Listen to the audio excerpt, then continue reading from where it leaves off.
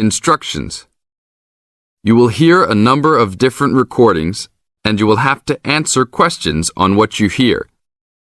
There will be time for you to read the instructions and questions, and you will have a chance to check your work. All the recordings will be played once only. The test is in 4 sections. Write all of your answers in the listening question booklet. At the end of the real test, you will be given 10 minutes to transfer your answers to an answer sheet. Now turn to Section 1. Having a discussion about enrolling in a university course. First, you have some time to look at questions 1 to 7.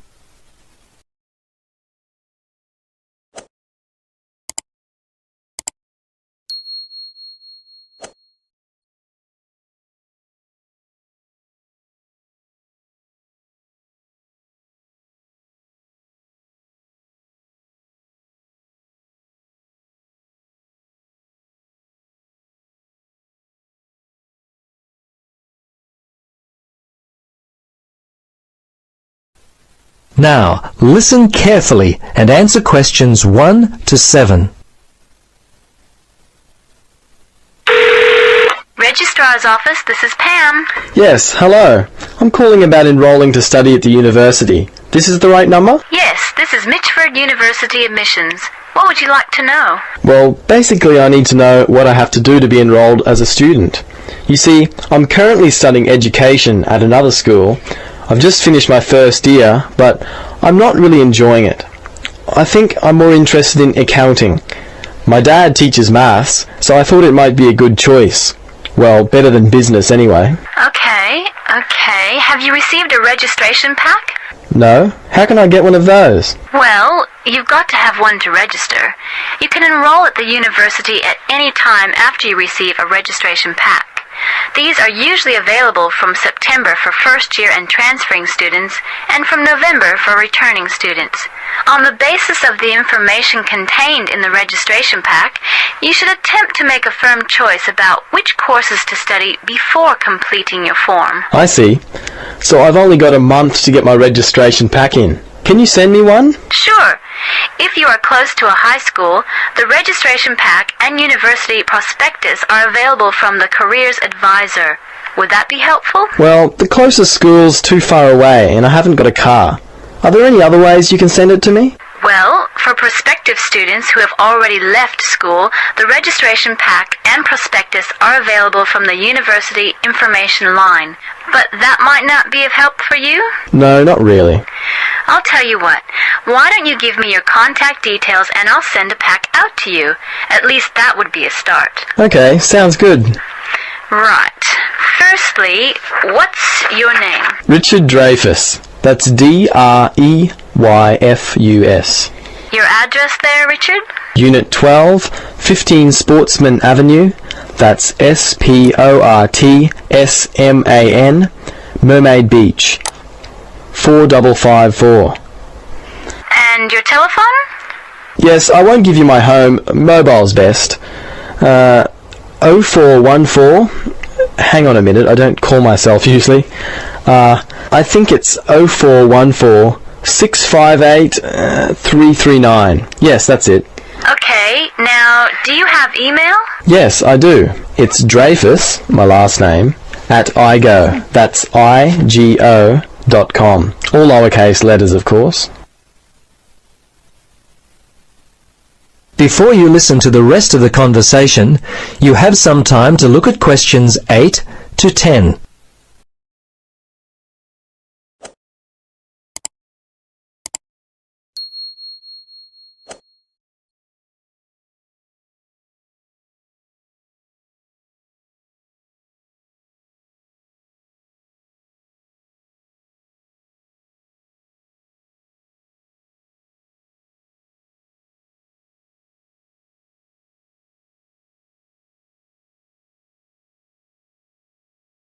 Now listen carefully and answer questions 8 to 10. Okay, that looks fine. Now, do you have any questions for me? Yes, I've got a friend who is interested in studying at the university. I'm not sure what would be the best way for him to register. Can you give me some suggestions? Sure, there are 3 ways to register. Option 1 is telephone registration. Before you telephone, fill out the registration form included in your pack. This will ensure you have all the information that you require. The number is in your registration packet. Don't forget to hold on to a copy of your registration form for future reference. Yep, okay. Option 2 is registration by post. All you have to do there is complete the relevant sections of the registration form and post the completed form together with all documentation required in the envelope provided. Alright. The third way is to simply come in. Visit the Student Information Center in the Information Services building, and your friend will receive personal assistance on how to complete his forms. Thanks very much. You've been most helpful. You're welcome. Good luck with your future studies. That is the end of part 1. You now have half a minute to check your answers.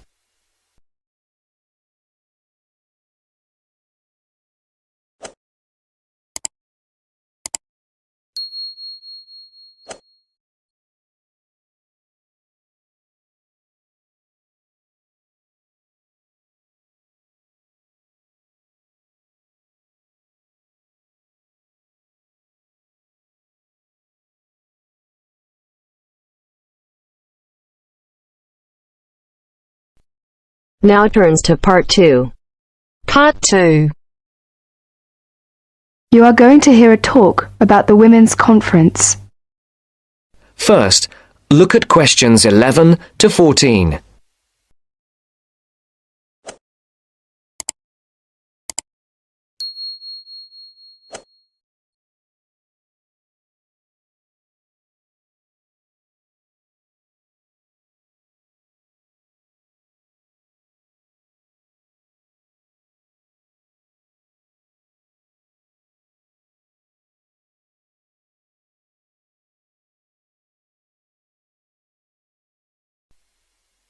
Listen carefully and answer questions 11 to 14. There will be 2 meetings held in Beijing, and they will overlap. 1. The NGO, Non-Governmental Organization Forum on Women, will be held in Beijing from August the 30th to September the 8th, 1995. The other one, the 4th World Conference on Women, FWCW, of the United Nations, will be held in Beijing from September the 4th to the 15th, 1995. Why is the UN, United Nations, holding these meetings? The UN has noticed that discrimination against women has been increasing. The UN definition of discrimination, any distinction, exclusion, or restriction made on the basis of sex, which has the purpose of deciding or not allowing the full recognition of a woman on the basis of equality between male and female, human rights, freedom in political, economic, social, cultural, or other fields. Women are discriminated against in every country of the world. The UN has issued policies to deal with the discrimination. The UN has also placed the improvement of women's status position high on the global agenda. The world is getting smaller. We are becoming a global family that shares problems and difficulties. We can learn from one another, help one another, and share ideas and information. There have been 3 previous World Conferences on Women. First in Mexico City in 1975, second in Copenhagen in 1980, and third was in Nairobi in 1985. During the first conference held in Mexico City in 1975, which was during the International Women's Year, one outcome was the declaration by the UN General Assembly for Decade for Women, 1976 to 1985. In Copenhagen in 1980, the participants adopted a program of action for the second half of the UN Decade for Women. The 1985 Nairobi Conference was held at the end of the UN Decade for Women, and the results were published in a book called The Forward-Looking Strategies, which provided a framework for action at the international, national and regional levels of government and groups to promote greater equality and opportunities for women. The slogan for the UN Decade for Women was Equality, Development and Peace. This year, from the end of August until the middle of September, Beijing will hold 2 conferences. They are separate conferences, but related. The NGO Forum 95, from August the 30th to September the 8th, about 30,000 participants, both women and men, are expected to attend. It will be about women, their lives and their perspectives. This will provide women around the world with an opportunity to discuss and develop ideas, perspectives, plans and strategies, and share information to celebrate women's achievement and contributions in society, and to draw attention to and develop solutions to the discrimination facing women worldwide. Who can participate in the NGO Forum 95? Any individuals or groups who fill in an application form and send $50 to NGO Forum, New York, by April the 30th, 1995, who will attend the 4th World Conference. Each member state of the UN will send an official delegation. There are 184 member states in the UN. Also, any person that represents an organization which has received accreditation. This had to be done by January the 13th, 1995. 6,000 people are expected to attend this conference. There has been over 3 years of preparations for this conference in Beijing, at the international, national and regional levels in all the participating countries. The preparation committee has organized all the issues into 10 categories. The conference in Beijing will discuss all these issues. At the end of the conference, the UN will issue a platform for action. The platform for action will address the following critical areas of concern. Now look at questions 15 to 20.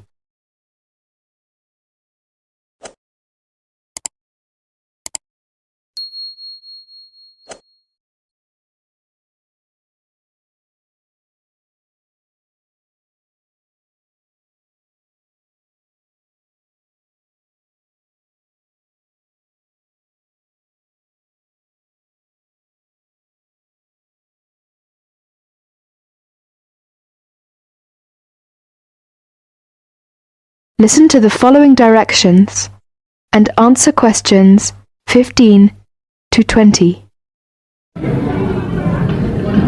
Ladies and gentlemen, you are all welcome to this afternoon's tour of the campus. I'll be your guide for the duration. Before we start, could I please ask you to look at your campus map? That's the one you just got when you came in. Because the university buildings are not quite spread out, the tour will be on foot. Now, let's start where we are, the main building. As you come out of the main building, you will see 2 other big buildings opposite you.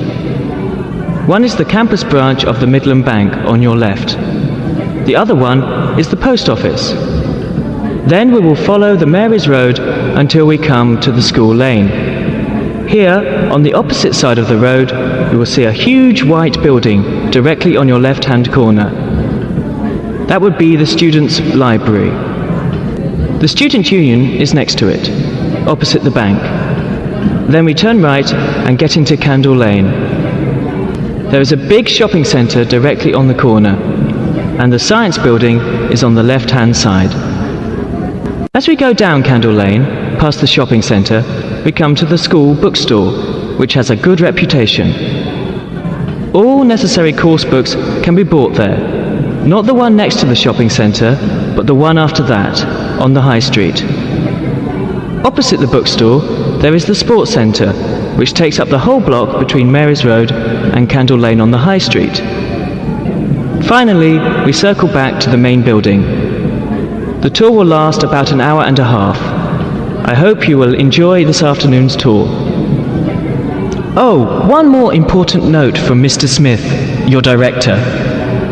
please be back to this main building after the tour. There will be a reception at 5:30 in room 204 on the first floor in the lecture hall. You'll meet your teachers and staff there. All of you are welcome.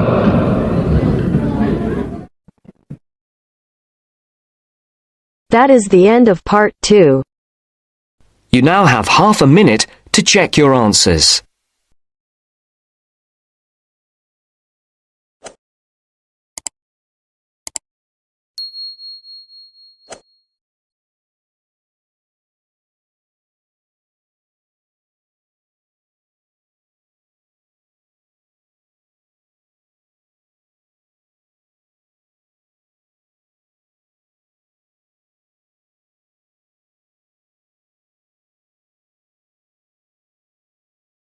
Now turn to section 3.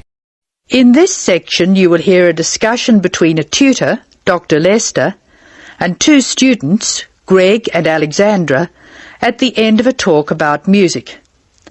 In the first part of the discussion, they are talking about some of the students' favourite instruments and favourite styles of music. First, you have some time to look at questions 21 to 26.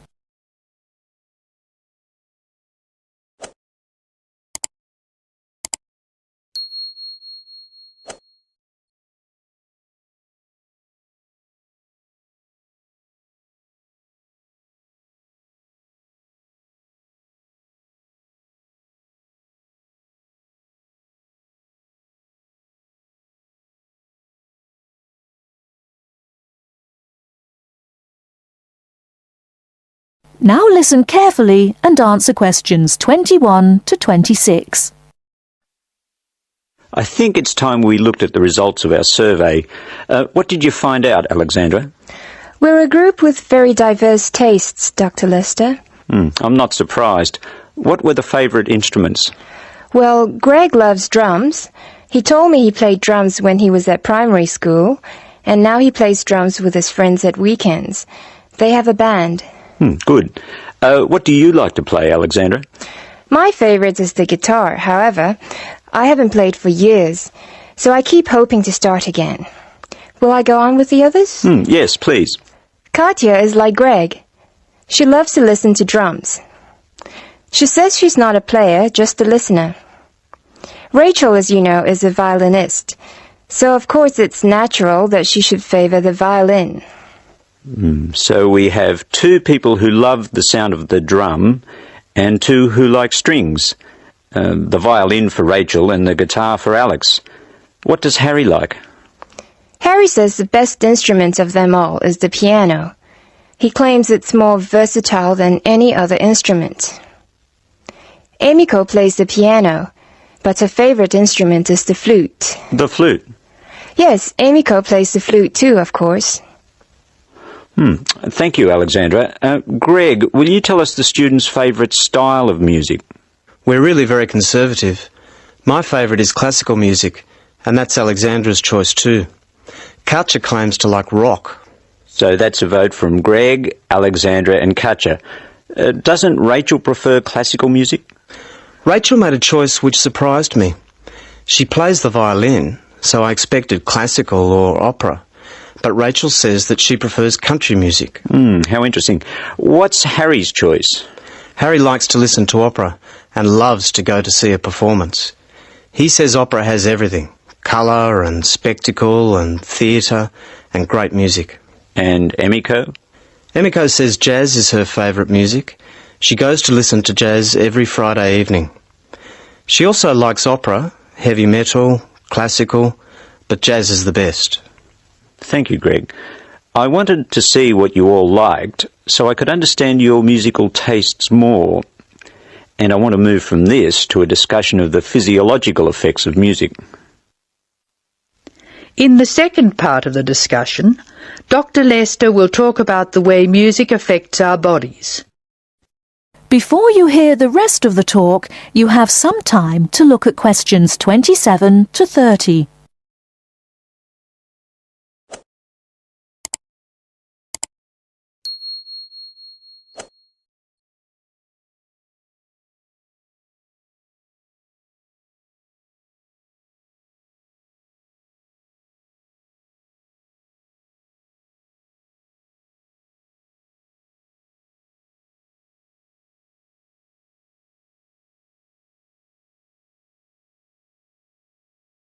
Now listen and answer questions 27 to 30. For the purposes of this discussion, I'm going to divide music roughly into two types: music which stimulates us and music which calms us. It seems that music which stimulates us gives rise to actual changes in our bodies. We listen to exciting music and our hearts beat faster, our blood pressure rises, and our blood flows more quickly. In short, we're stimulated. Soothing music, however, has the opposite effect. We relax and let the world go by. Our heart beats more gently, our blood pressure drops, and we feel calm. Alexandra, can you think of things which help us to relax? Gentle rhythms? Yes, in part. The melodies which help us to relax are smooth-flowing and often have repeated rhythms. And these rhythms are constant and dynamic, a little like the crash of the sea on the beach. Their very predictability is sedating, relaxing. By contrast, very loud, discordant music with unpredictable rhythms and structures excites and stimulates us. These two generalizations about the differences between music which stimulates and music which soothes are true as far as they go, but they are far from conclusive. We still have a lot of research to do to find out what, for instance, people of different cultures hear and feel when they listen to music. This department is taking part in a continuing study on the influence of culture on musical perception, and we'll talk about that more next week. That is the end of section 3. You will now have some time to check your answers.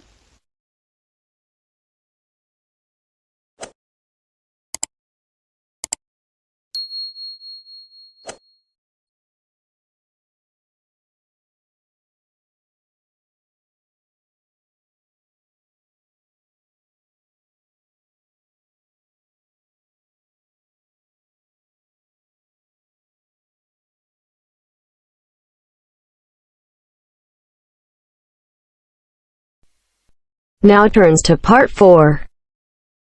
Part 4. You will hear a lecturer talking about the process of fossilization. First, you have some time to look at questions 31 to 40.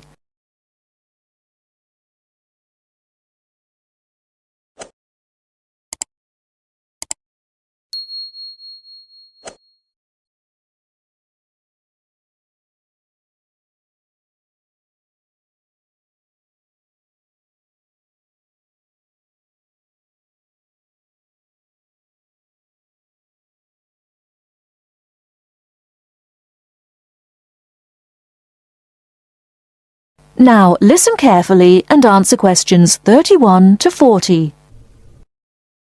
The foremost exhibition in any great natural history museum is almost invariably a skeleton of a large dinosaur.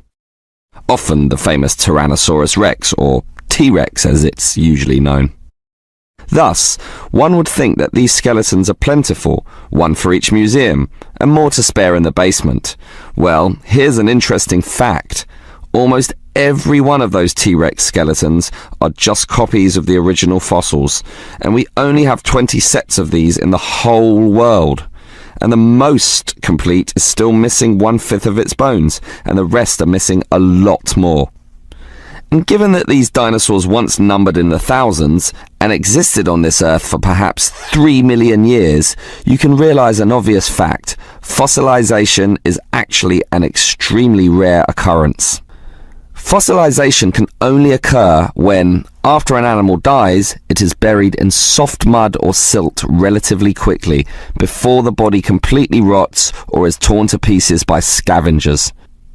Given this fact, the overwhelming majority of fossils are in marine sediment, where former marine life sank to the sea bottom, where sediment was being continually deposited. This means that we have a fairly good idea of the life in Earth's ancient oceans, but a much sketchier view of the land-based life forms. Fossilization on land needs water and mud, meaning that it is most often near ancient river sites and lakes. But it is still so rare that there are, in fact, large stretches of geological time about which we don't quite know what was happening at all. So, Given that fossilization is so rare, the natural question is, what can increase its odds? Well, fossilization mostly occurs with organisms which meet three basic criteria. 1. They must have hard body parts, for example, shells, plates, bones and teeth. Unfortunately, the soft parts just rot away far too quickly to be fossilized. And I say unfortunately because it is often the soft fleshy features that most interest us. An elephant's trunk, for example, would not fossilize, and from the skeleton alone, we would never know the trunk was there. The second criterion for more likely fossilization is that the organism in question must have existed in considerable numbers and be spread over a wide geographical range. This simply increases the statistical probability that one of them will one day be fossilized and hopefully found. Finally, and by the same logic, the species needs to have existed on the Earth for a long time, and the longer, the better. So, these are the three main criteria, but there are others. Being a large size, for example, helps us to notice and discover them as fossils more easily, and being a marine organism, as mentioned, helps also. Trilobites, a strange sort of ancient crab, are a perfect example.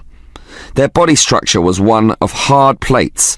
They existed over virtually the whole world of their time and over a huge span of geological history, over 250 million years in fact, one of the longest ranges of any creature ever.